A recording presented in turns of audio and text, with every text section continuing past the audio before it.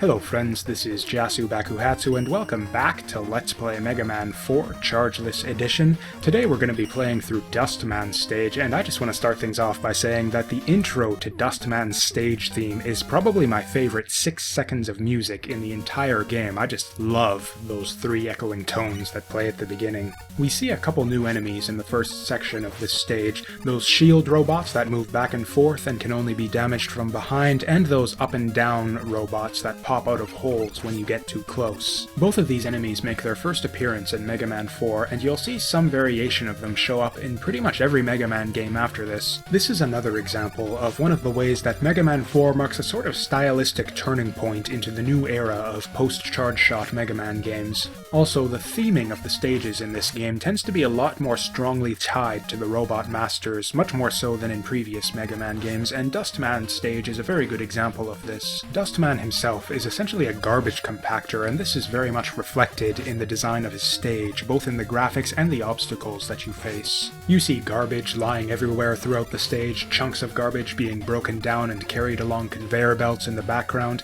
Even the rising platforms in the previous section are reminiscent of garbage being crushed into a cube. And of course, right here we have an actual garbage compactor, which apart from being thematically appropriate, is also the most interesting and memorable gimmick in this stage. Here you need to shoot a path through the garbage blocks and dash through quickly to the other side before you get crushed.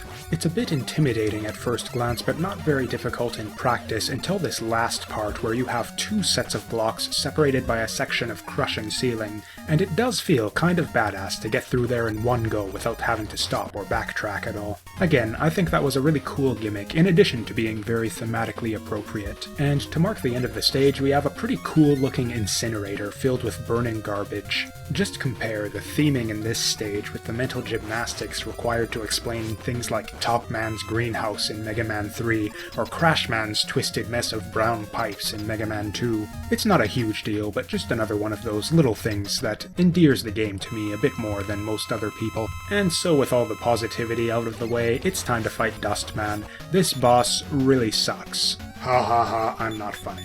This is a very easy but tedious boss, made all the worse by the constraints of this challenge. Dustman is invincible when he's trying to suck you in, and normally you would use this time to charge up your buster so as to get a big hit on him when he's done. Of course, one could argue that it's my own fault, since the charge shot is part of the game and I'm just arbitrarily choosing not to use it here. Even so, I still don't think that this is a very good boss fight. All of his attacks are very telegraphed and very easy to dodge, and there's just nothing to this fight. Also, charge shot or no, I just think it would be strictly better if you were able to damage Dustman during his sucking attack. It would add an opportunity for risky play, since it's a bit dangerous to try and turn and shoot Dustman during this attack. So even though Dustman isn't quite this tedious if you use the charge shot as was intended, I think that trying to go without it really highlights some of the problems that were already present in the design of this boss fight. This is something we'll see more of as we progress further into this challenge run. By the way, it's also possible to slide under Dustman's projectile attack, which trivializes the fight even further.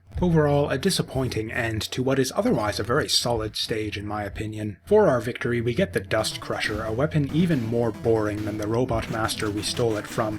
Won't be seeing it this playthrough, and good riddance. Anyway, that's all for Dustman. Thanks again for watching, and I'll see you all next time.